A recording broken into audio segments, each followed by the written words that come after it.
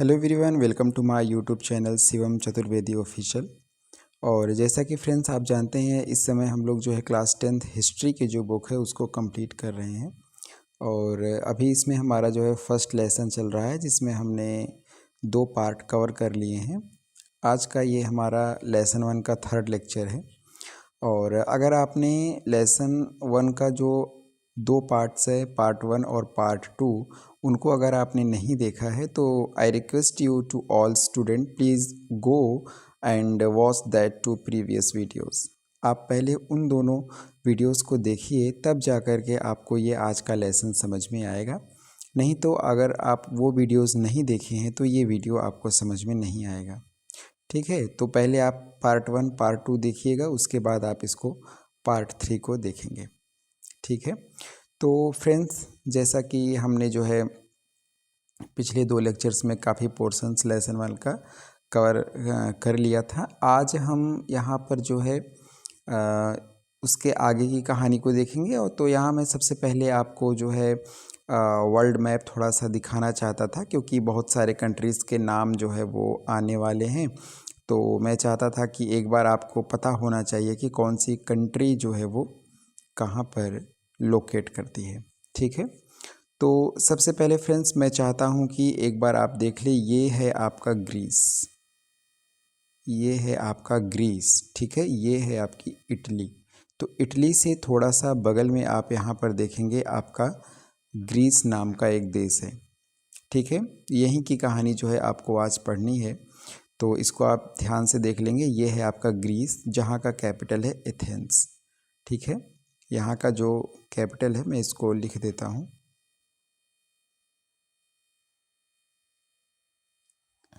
यहाँ का जो कैपिटल है उसका नाम है, क्या है?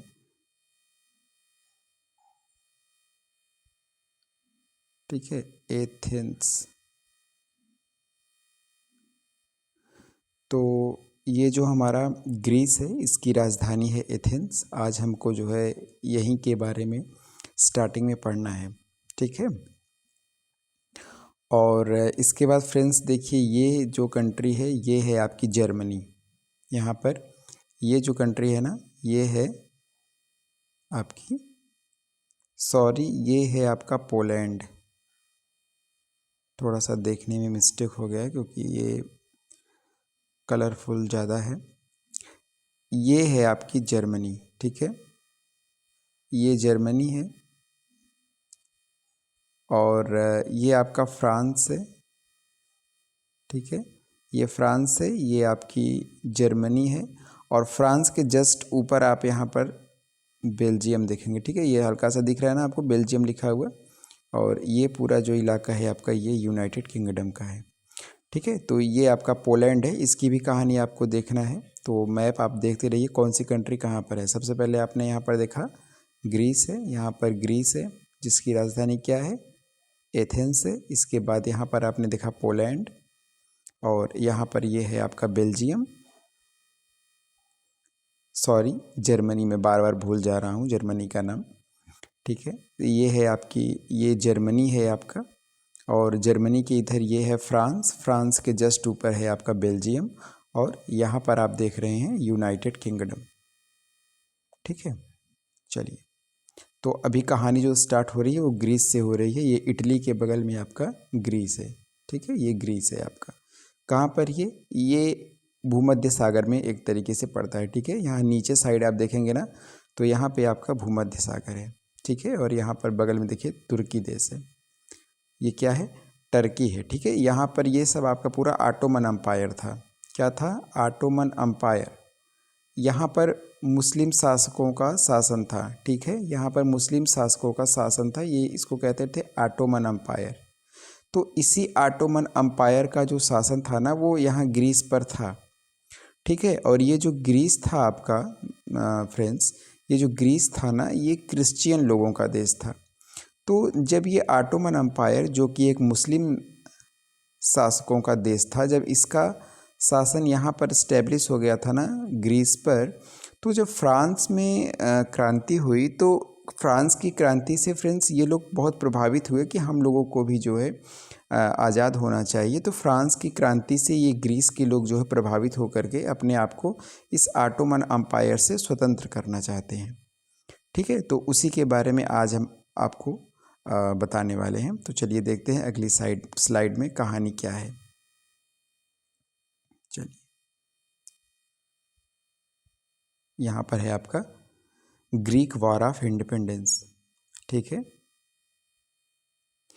तो यहाँ पर देखो दिया गया है, Greece had been part of the Ottoman Empire since the 15th century. कह रहे हैं 15वीं शताब्दी से जो है, जो आपका ग्रीस था ना, जहाँ की राजधानी क्या थी, एथेंस, वो ऑटोमन एम्पायर के अंडर में था, ऑटोमन साम्राज्य के अंडर में था।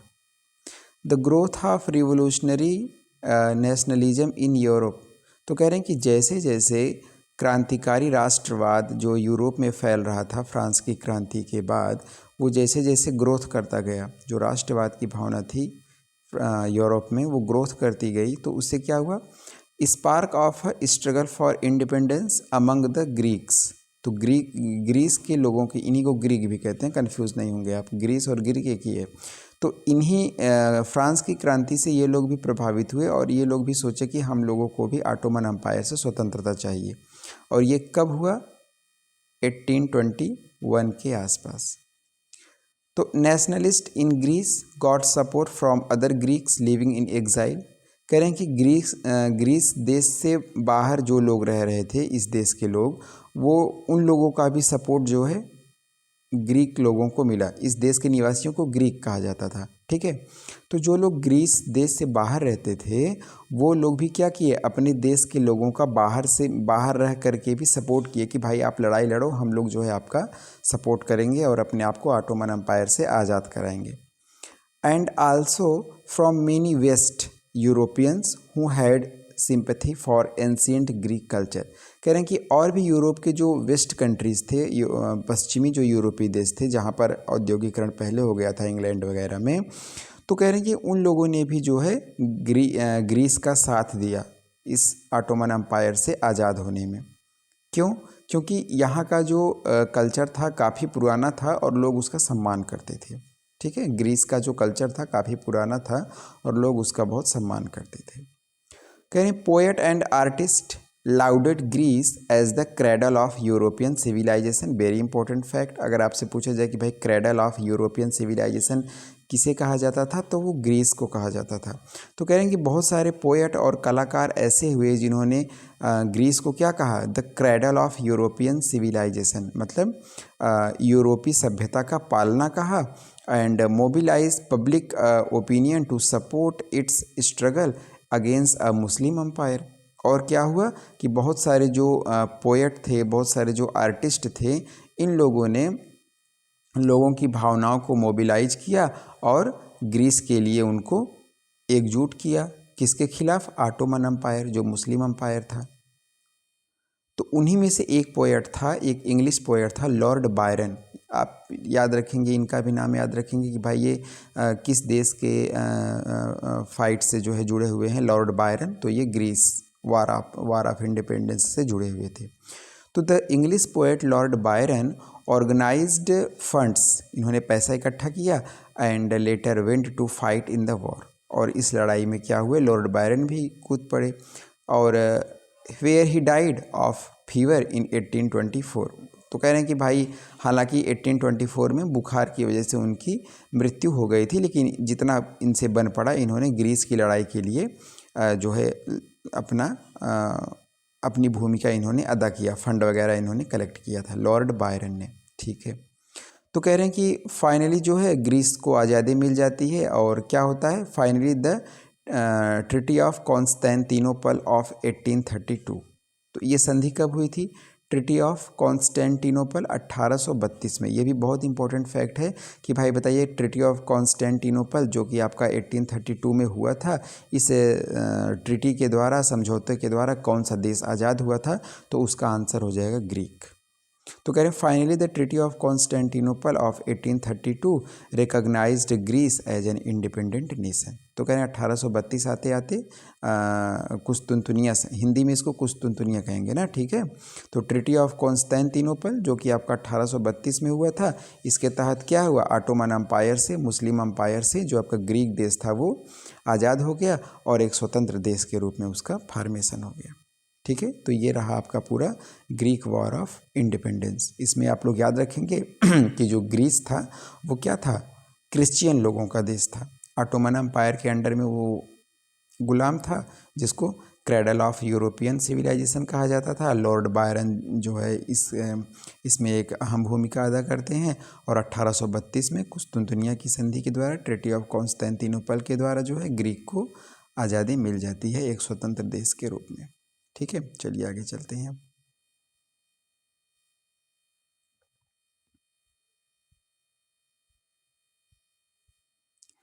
यहाँ पर आपको द रोमांटिक इमेजिनेशन बताया गया है। यहाँ पर फ्रेंड्स देखिए, आपको क्या बताने की कोशिश की जा रही है कि स्वतंत्रता जो है आप सिर्फ वॉर के द्वारा ही नहीं प्राप्त कर सकते हैं। स्वतंत्रता प्राप्ति के और भी तरीके होते हैं, जिसको रोमांटिक इमेजिनेशन कहा गया। मतलब कि आप कविता का फॉर्मेशन करके लोगों को, उसके द्वारा आप अपने तरफ लोगों को अट्रैक्ट करिए। संगीत के द्वारा आप लोगों को अट्रैक्ट करिए, उनके देश भूमि से जोड़िए, ठीक है। राष्ट्रगीतों के द्वारा उनकी जो प्राचीन सभ्यताएं रही हैं वो कहानियाँ आप उन लोगों को सुनाइए, उस देश के लोगों को। तो वो क्या होगा, उनका जो सेंटीमेंट है, उनके जो इमोशंस है वो उनके देश के साथ जुड़ेंगे और उनका जो खून है वो भाई उबलेगा कि हम अपने देश को आज़ाद कराना चाहेंगे, ठीक है। तो इसी को कहा जाता है रोमांटिक इमेजिनेशन, कि भाई वार के द्वारा ही सिर्फ नहीं लड़ाई लड़ा जा सकता है, और भी तरीके होते हैं, म्यूजिक के द्वारा, ठीक है, आर्ट के द्वारा, पोएट्री के द्वारा, स्टोरी के द्वारा, म्यूजिक के द्वारा, कल्चर के द्वारा। तो कह रहे हैं कि ये सब भी एक इम्पोर्टेंट रोल जो है प्ले करते हैं नेशनलिस्ट फीलिंग को शेप करने में, लोगों के अंदर राष्ट्रवादी भावनाओं को भरने में। ये जो आपका आर्ट है, पोएट्री है, स्टोरी है, फोकलोर्स है, म्यूजिक है, ये सब क्या करता है, आपके फीलिंग्स को स्वरूप प्रदान करता है, ठीक है। तो कह रहे romantic artist generally criticised the glorification of reason and science. कह रहे हैं कि जो लोग रोमांटिक इमेजिनेशन के सपोर्टर हैं, ये तर्क और विज्ञान का खंडन करते हैं कि भाई थोड़ा अपने दिल की भी सुन लो, हर जगह दिमाग का यूज़ नहीं करना चाहिए, ठीक है। तो ये तर्क और विज्ञान का खंडन करते हैं एंड फोकस ऑन इमोशंस, ठीक है। दिल पर, ये थोड़ा दिल की भी सुनने पर जोर देते हैं कि आप अपने इमोशंस को, इंट्यूशंस को, अंतः प्रज्ञा जो अंदर की आपकी चेतना है वो क्या कह रही है, ठीक है, उसकी बात सुनिए। एंड मिस्टिकल फीलिंग्स, जो भी मिस्टिकल्स मतलब बिना किसी शर्त के, बिना किसी सोच समझ के किसी की बातों को मान लेना, ठीक है, एकदम उसमें अभिभूत हो जाना। तो इन लोगों का ऐसा मानना था ना कि आप जो है इन सारे तरीक़ों से देश को जो है आज़ाद करा सकते हैं। और क्या इसमें आता है, the emphasis of vernacular language and local folklores, ठीक है। आपकी मिट्टी से जुड़े जो गीत संगीत हैं, जो आपकी लोकल लैंग्वेज हैं, जो आपके यहाँ पर बोले जाते हैं, was not just to recover an ancient national spirit but also to carry the modern nationalist message to large audience। कह रहे हैं कि ये सिर्फ इतना भर नहीं है कि आप जो है जो प्राचीन राष्ट्र के प्रति लोगों की समझ है बस उसी को आप लोगों के अंदर जगा सकते हैं, बल्कि क्या कर सकते हैं कि आधुनिक स्वतंत्रता प्राप्ति के जो तरीके हैं उसके साथ भी आप इन सारी चीज़ों को जोड़ सकते हैं कि आप वर्नाक्यूलर लैंग्वेज को प्रमोट करिए, उनकी मिट्टी से जुड़े जो गीत संगीत हैं उनको आप प्रमोट करिए। तो इन चीज़ों के माध्यम से भी आप उनके अंदर राष्ट्रवाद की भावना भर सकते हैं। तो ये सब आपका रोमांटिक इमेजिनेशन में आता है, ठीक है। तो इन्हीं चीज़ों को सपोर्ट करने के तहत एक जर्मन फिलोसफर हुए जिनका नाम है जॉन गॉटफ्रीड हर्डर, ठीक है। जर्मन फिलोसफर थे जॉन गॉटफ्रीड हर्डर। इन्होंने क्या कहा कि true German culture was to be discovered among the common people, जिनको जर्मन भाषा में कहा जाता है दास वॉक।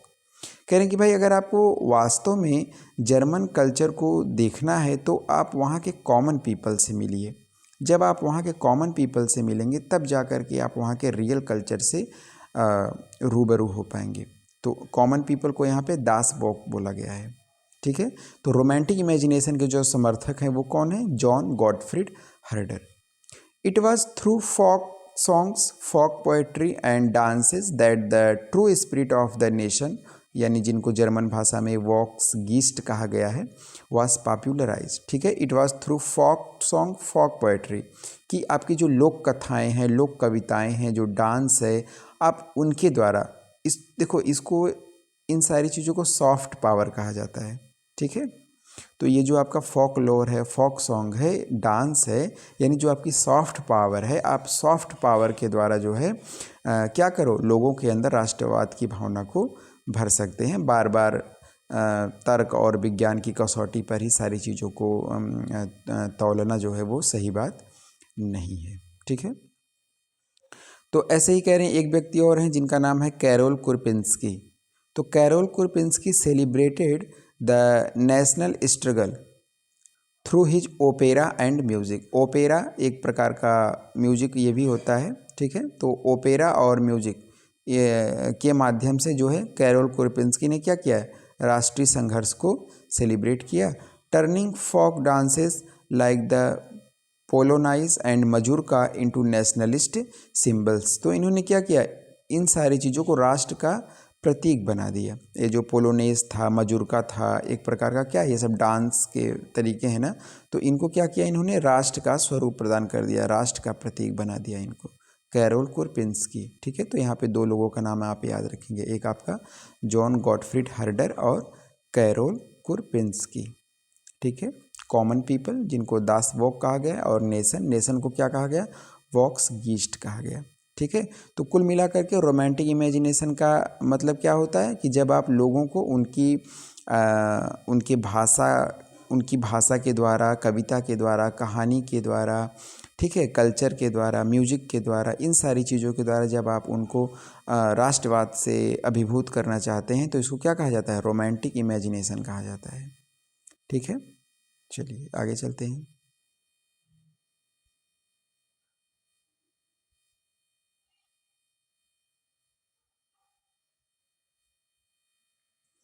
Importance of language. अब यहाँ पे आपको क्या किया गया है, लैंग्वेज की महत्ता बताई गई है। ठीक है, कह रहे हैं language too played an important role in developing national sentiments. कह रहे हैं भाषा भी राष्ट्र के प्रति लोगों को अभिभूत करने के लिए एक क्या है, एक कारक है कि भाषा के द्वारा भी लोग जो है अपने राष्ट्र के साथ जुड़े रहते हैं। इसका यहाँ पे आपको एग्जांपल कैसे देते हैं कि भाई पोलैंड नाम का देश था जिसको रसिया ने कैप्चर कर लिया था, और रसिया के लोगों ने कहा कि आपको पोलिश भाषा, पोलैंड के लोग जो है पोलिश भाषा यूज करते थे, तो बोला कि आपको पोलिश भाषा नहीं यूज करनी है, लेकिन उनके दिल और दिमाग में कहीं ना कहीं पोलिश भाषा जो है छाई हुई थी, जिंदा थी पोलिश भाषा। तो उन्होंने अपने भाषा के माध्यम से ही अपने देश के लिए लड़ना जो है वो जारी रखा रसिया के खिलाफ। तो कह रहे हैं आफ्टर रसियन ऑक्यूपेशन, जब रसिया ने क्या कर लिया, ऑक्यूपाई कर लिया पोलैंड को, Polish was force out of schools, school में पोलिश भाषा को प्रिवेंट कर दिया गया, and Russian was impose everywhere, और चारों तरफ क्या हुआ, आप रसियन भाषा को बोलो, हर तरफ ये जो है थोपा गया लोगों के ऊपर। इन 1831 N armed rebellion against Russian rule took place which was ultimately crossed. कह रहे हैं कि 1831 में क्या हुआ, पोलैंड देश के निवासियों के द्वारा एक सशस्त्र विद्रोह किया गया, लेकिन रसिया ने उसको क्या कर दिया, क्रश कर दिया, उसको दबा दिया। ठीक है, यानी ये लोग जो है हार गए।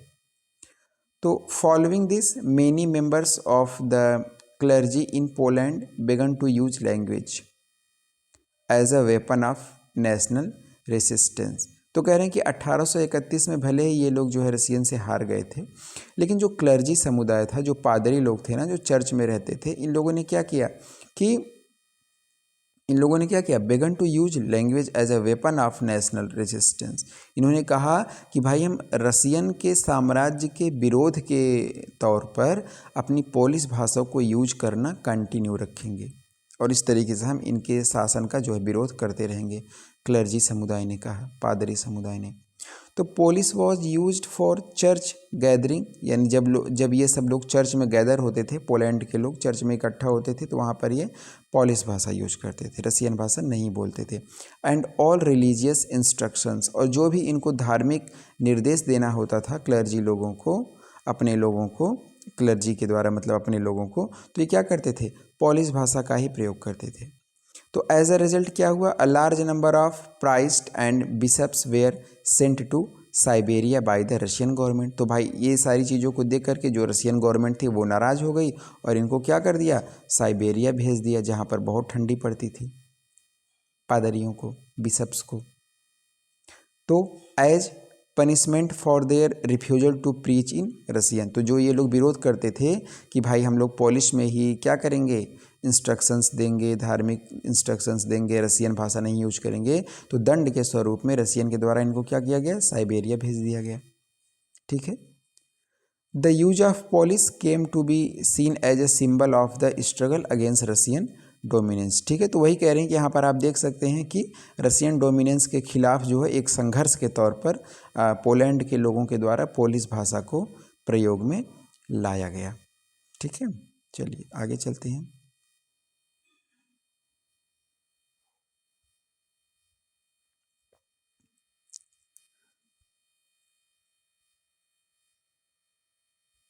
The hunger, the 1830s were years of great economic hardship in Europe. ठीक है फ्रेंड्स, तो यहाँ पर देखिए आपको क्या बताया गया है, मैंने आपको बताया था कि 1804 में क्या हुआ था। ठीक है, 1804 में क्या हुआ था कि जो आपका नेपोलियन था वो शासन में आया था। ठीक है, और 1815 में इसको क्या किया गया था कि कंजर्वेटिव के द्वारा हरा दिया गया था। ठीक है, कंजर्वेटिव के द्वारा जब इनको हरा दिया गया था तो 1815 में ही क्या हुआ था, कंजर्वेटिव का शासन आ गया था। तो कंजर्वेटिव का शासन जो है वो फिर चलता है 1830 तक लगभग। तो 1830 में जो है संघर्ष स्टार्ट हो जाता है लिबरल्स के द्वारा वापस से। ठीक है, 1830 में लिबरल्स के द्वारा वापस से जो है संघर्ष स्टार्ट हो जाता है और वो 1848 तक चलता है। तो जब 1830 से 1848 तक संघर्ष का दौर चलता है यूरोप के कई देशों में, तो उस टाइम पर समाज में बहुत भूखमरी देखने को मिलती है, बहुत सारे हार्डशिप्स देखने को मिलते हैं। बुनकरों को बहुत समस्या होती है, उनको उनके काम का अच्छा पैसा नहीं मिलता है। तो वो सारी चीज़ें यहाँ पर आपको बताई गई हैं। ठीक है, तो द हंगर अभी हम देखेंगे जो लिबरल्स के द्वारा इस समय पर क्रांति जो है वो स्टार्ट कर दी गई थी कंजर्वेटिव के खिलाफ। ठीक है, तो अभी कह रहे हैं कि the 1830s were years of great economic hardships in Europe. ठीक है, तो जैसे मैंने अभी आपको बताया कि लिबरल्स के द्वारा जो है वो संघर्ष स्टार्ट कर दिया गया था कंजर्वेटिव के खिलाफ। तो उस टाइम पर जो है the 1830 were years of great economic hardships in Europe, Europe में जो है बहुत ज़्यादा आर्थिक तौर पर समस्याएं खड़ी हो गई थी। The first half of the 19th century saw an enormous increase in population all over Europe. कह रहे हैं कि यूरोप में जो है क्या हो रहा था, बहुत ज़्यादा जनसंख्या बढ़ गई थी, पॉपुलेशन बहुत ज़्यादा हो गई थी। In most of the countries, कई सारे देशों में, there were more seekers of jobs than employment. कह रहे हैं कि जितना रोज़गार उत्पन्न हो रहा था उससे ज़्यादा रोज़गार को प्राप्त करने वाले हो गए थे, क्योंकि पॉपुलेशन बढ़ रही थी, तो इसलिए बेरोज़गारी चरम पर थी। Small producers in towns face stiff competition. कह रहे हैं कि जो शहरों में, छोटे छोटे शहरों में जो स्मॉल प्रोड्यूसर्स थे ना, छोटे छोटे सामानों को पैदा करने वाले थे, उन्हें बहुत कंपटीशन फेस करना पड़ रहा था। क्यों? क्योंकि from imports of cheap machine made goods from England, क्योंकि इंग्लैंड में जो है क्या हुआ था, औद्योगिकरण हो गया था, तो वहाँ पर चीज़ें मशीन से बन रही थी, तो उनमें लागत कम आती थी, तो उन चीज़ों के दाम सस्ते होते थे। ठीक है, तो वो जब चीज़ें सस्ती बनी होती थी तो मार्केट में उनका प्राइस जो होता था वो कम होता था। ठीक है, तो वो सारी चीज़ें जब यहाँ टाउन में आती थी तो यहाँ पर ये जो प्रोड्यूसर हैं हाथ से चीज़ों को बना के रखते थे, तो उसमें ज़्यादा मेहनत लगता था, तो उसका प्राइस जो है वो ज़्यादा होता था। तो मार्केट में उसका जो डिमांड है वो घट गया, मार्केट में उसका जो डिमांड है वो घट गया। तो इन स्मॉल प्रोड्यूसर्स को क्या हुआ, बहुत ज़्यादा कंपटीशन देखने को मिला और इनको बहुत ज़्यादा इकोनॉमिक प्रॉब्लम हुआ। तो where industrialisation was more advance than on the continent. तो यहाँ इंग्लैंड के बारे में बता रहे हैं कि यहाँ पर जो है इंडस्ट्रियलाइजेशन जो था वो क्या था, बहुत ज़्यादा एडवांस था। तो कह रहे हैं ये जो सिनेरियो है this was specially so in textile production. कह रहे हैं कि ये जो प्रॉब्लम है वो लार्ज लेवल पे देखा गया, कहाँ पर, कपड़े के सेक्टर में, टेक्सटाइल प्रोडक्शन में, which was carried out mainly in homes और small workshops and was only partially mechanised. कह रहे हैं कि जो अपने घरों में छोटे छोटे बुनकर थे, कारीगर थे, जो कपड़ों का निर्माण करते थे, उनको बहुत ज़्यादा प्रॉब्लम हुआ जब ये इंग्लैंड में मशीनों से बना सामान इनके यहाँ पर आने लगा। फिर कह रहे हैं कि in those regions of Europe where the aristocracy still enjoyed power. कह रहे हैं कि यूरोप के उन क्षेत्रों में जहाँ पर कुलीन वर्ग जो है अभी भी बहुत ज़्यादा सत्ता में था, पावर में था। पीजेंस स्ट्रगल्ड, वहाँ पर किसानों को समस्याएं हुई। क्यों? क्योंकि ये क्या करवाते थे, सर्फडम करवाते थे, किसानों से भूदास्ता करवाते थे। तो किसानों को बहुत ज़्यादा समस्या हुई जहाँ पर ये कुलीन लोग क्या थे, शासन में थे। तो pigeons struggle under the burden of feudal due and obligations. भाई किसान जो है इनके कर्ज से छुटकारा ही नहीं पाते थे और उनके ऊपर बहुत सारे ऑब्लिगेशंस लगाए गए थे, बाध्यताएं लगाई गई थी किसानों के ऊपर, पीजेंस के ऊपर। तो क्या हुआ, the rise of food price led to widespread pauperism. Pauperism मतलब पावर्टी, जब चीज़ों के दाम बढ़ गए, लोगों के पास पैसा नहीं थे, लोग खरीद नहीं पा रहे थे चीज़ों को, भूखमरी आ गई, गरीबी आ गई in the town and country, यानी शहरी क्षेत्रों में, देश के शहरी क्षेत्रों में क्या हुआ, गरीबी आ गई, पापुरिज्म आ गया, पावर्टी आ गई। ठीक है, तो ये सब कब हो रहा है, जब आपका 1830 के आसपास जो लिबरल्स हैं वो शासन में आने के लिए लड़ाई लड़ रहे हैं, किसके खिलाफ, कंजर्वेटिव के खिलाफ। ठीक है, कंजर्वेटिव जो आपका 1815 में शासन में आया था नेपोलियन को हराकर। नेपोलियन कब आया था शासन में, 1804 में आया था। ये टाइमलाइन आप याद रखेंगे। ठीक है, चलिए आगे चलते हैं।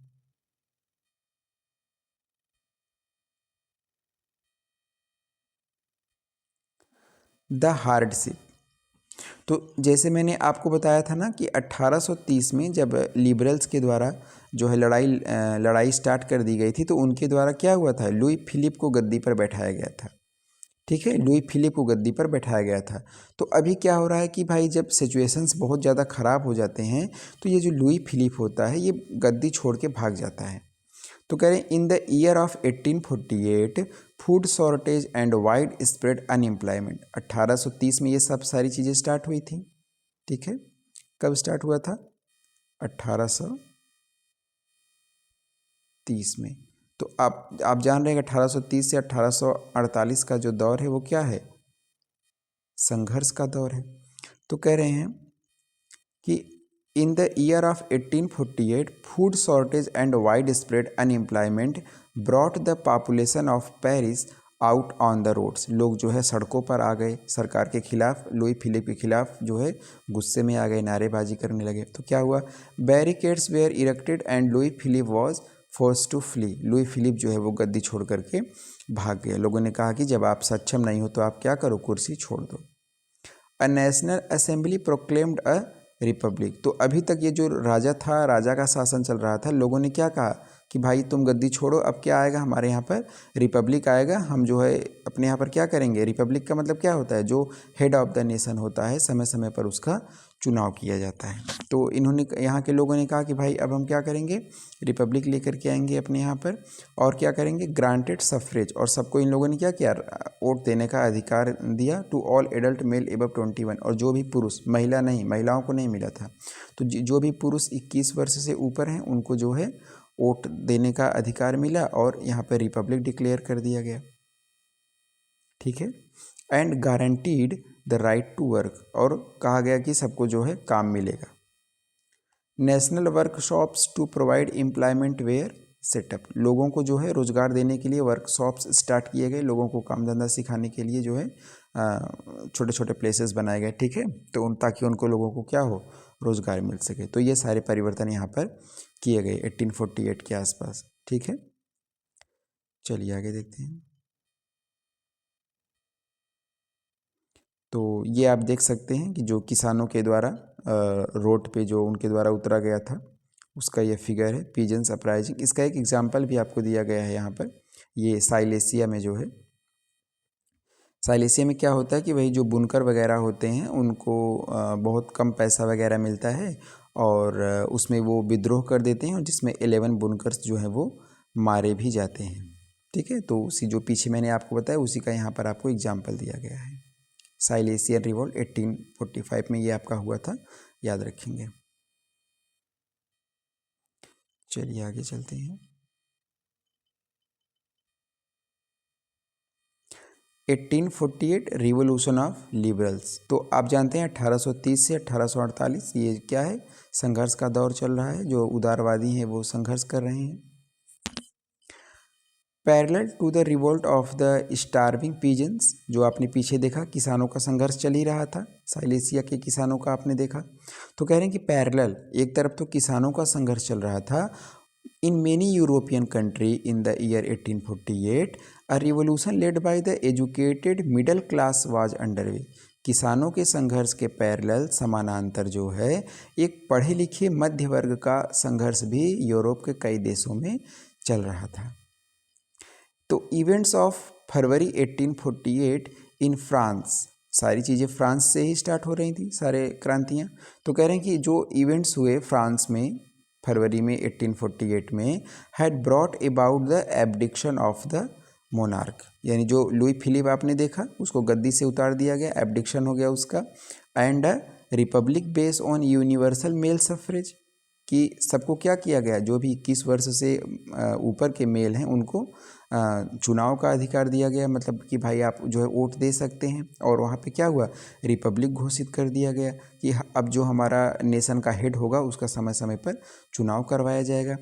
हैड बीन प्रोक्लेम्ड, यानी इन सारी चीज़ों की जो है उद्घोषणा किया गया कि राजा को हमने जो है एब्डिक्ट कर दिया है, गद्दी से उतार दिया है, अपने यहाँ पे रिपब्लिक लाया है और सभी लोगों को जो 21 वर्ष से ऊपर हैं उनको वोट देने का अधिकार जो है वो दे दिया गया है। In other parts of Europe where independent nation states did not it exist, यानी कह रहे हैं कि यूरोप के उन देशों में जहाँ पर अभी कोई राज्य नहीं बना था वो बिखरे हुए थे, जैसे जर्मनी जैसी कोई चीज़ नहीं थी, इटली जैसी कोई चीज़ नहीं थी, पोलैंड आपने देखा रसिया का शासन था वहाँ पर, तो पोलैंड जैसा कोई चीज़ नहीं था, ऑस्ट्रिया रसिया इन लोगों ने क्या किया था, पोलैंड को आपस में बांट लिया था, पोलैंड जैसा कुछ नहीं था। ठीक है, तो ये सब क्या थे, बिखरे हुए थे, Germany, Italy, Poland, Austro Hungarian Empire, ये सब क्या थे, नेशन स्टेट नाम की कोई चीज़ नहीं थी, ये सब बिखरे हुए थे। तो main and women of the liberal middle classes combined there demands for constitutionalism with national unification. तो क्या इन लोगों ने क्या डिमांड किया, जो पढ़े लिखे मध्य वर्ग के लोग थे, महिला और पुरुष, इन्होंने कहा कि भाई हमें संविधान बनाना है और हमें हमारे राष्ट्र को यूनिफाई करना है, हमें एक देश चाहिए, ठीक है, जहाँ पर हम लोग जो है एक संविधान के दायरे में रहेंगे, हमारे यहाँ पे रिपब्लिक होगा और सभी को वोट देने का अधिकार होगा। महिलाओं ने भी अपने लिए वोट देने का अधिकार मांगा, उन्होंने भी ये डिमांड सामने रखा। They took advantage of the growing unrest, तो जो अनरेस्ट का मतलब जो संघर्ष चल रहा था उसका इन लोगों ने, महिला पुरुषों ने फ़ायदा उठाया। They took advantage of the growing unrest, किस लिए फ़ायदा उठाया, to push their demands for the creation of a nation state. तो इनका जो डिमांड था कि हमें एक राष्ट्र राज्य बनाना है, उसको जो है इनको पुश मिला, बल मिला।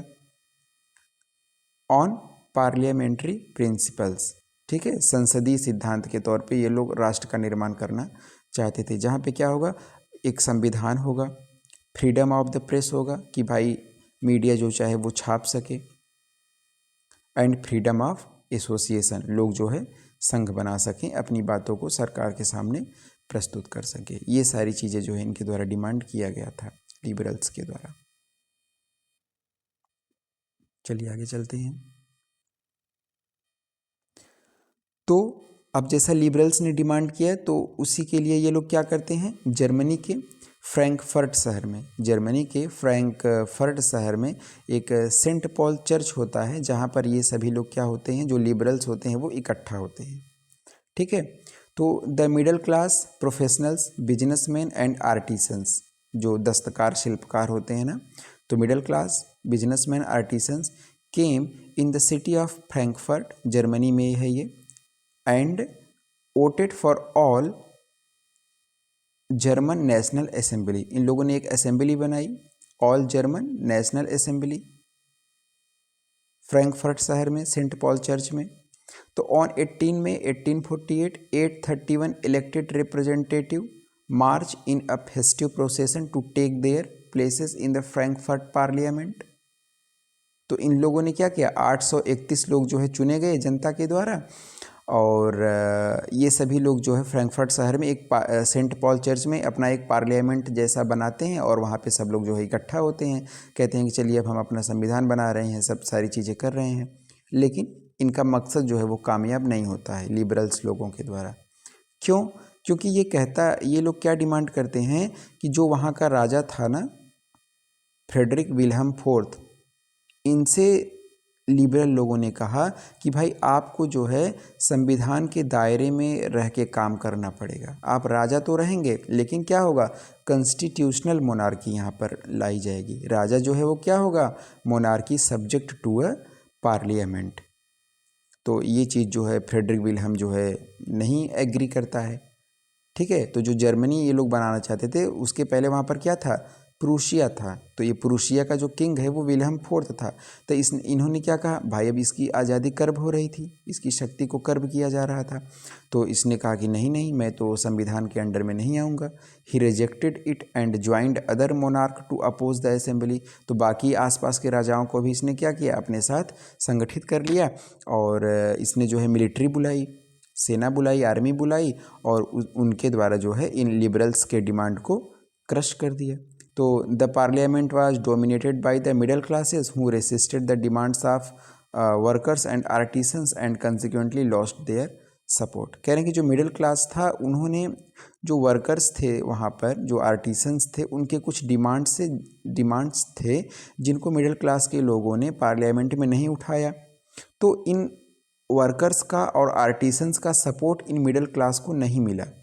ठीक है, इन मिडिल क्लास को नहीं मिला, और जब विल्हम फोर्थ मिलिट्री बुला करके इन लोगों को क्रश करना चाहा मिडिल क्लास को, तो वर्कर्स और आर्टिसंस ने मिडिल क्लास का सपोर्ट नहीं किया। तो जो फ्रेडरिक विल्हम था वो अपने मकसद में कामयाब हो गया, और फ्रैंकफर्ट पार्लियामेंट को क्या कर दिया इन लोगों ने, फ्रैंकफर्ट पार्लियामेंट को इन लोगों ने क्रश कर दिया। फ्रेडरिक विल्हम जो फोर्थ है उसने क्या किया, इसको क्रश कर दिया। ठीक है, तो इन लोगों का जो मकसद है वो नाकामयाब हो गया। ये है, देखिए, फ्रेडरिक विल्हम फोर्थ। ठीक है, ये कौन है, फ्रेडरिक विल्हम फोर्थ। यही है आपका प्रूशिया का राजा, जो संविधान के दायरे में आने से मना कर देता है 1848 में, जिसकी डिमांड जो है लिबरल्स के द्वारा किया गया था। चलिए आगे चलते हैं। अब यहाँ पर देखिए, आपने पीछे देखा था कि महिलाएं भी जो है वोटिंग के लिए अधिकार की डिमांड कर रही थी, क्योंकि महिलाओं को नहीं मिला था। तो यही है आपका फ्रैंकफर्ट शहर में जो सेंट पॉल चर्च में जो लिबरल्स इकट्ठा हुए थे ना, यही है आपका पार्लियामेंट। और यहाँ ऊपर आप देख रहे हैं महिलाएं जो है ऑब्जर्वर के तौर पे खड़ी हैं, इनको बोलने का अधिकार नहीं है। इनको कहा गया कि बस आप ऊपर ऑब्जर्वर के तरीके से सारी चीज़ों को आप देखो। तो यहाँ पे कह रहे हैं कि the issue of extending political rights to women, कि महिलाओं को पॉलिटिकल राइट दिया जाए कि नहीं दिया जाए, वो चुनाव में खड़ी हो सकती हैं कि नहीं, वोट दे सकती हैं कि नहीं, was controversial in the liberal movement. Liberals जो है इस मुद्दे पर एकमत नहीं हो पा रहे थे। तो in which large number of women had participated actively over the years, जिसके लिए महिलाएं जो हैं कदम से कदम मिला करके लिबरल्स के साथ चल रही थी, और कह रही थी कि भाई हमको भी पॉलिटिकल राइट दो। उसके लिए महिलाएं डिमांड कर रही थी, जिस पर लिबरल्स एकमत नहीं हो पा रहे थे।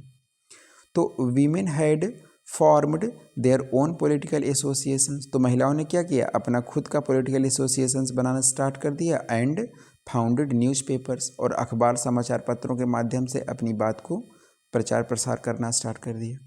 दे took part in political meetings, राजनीतिक मीटिंग्स की गई महिलाओं के द्वारा, एंड डेमोन्स्ट्रेशंस, मतलब समाचार पत्रों में पैम्पलेट के द्वारा, मैगजीन के द्वारा इन लोगों ने अपनी बात को लोगों तक पहुंचाना चाहा।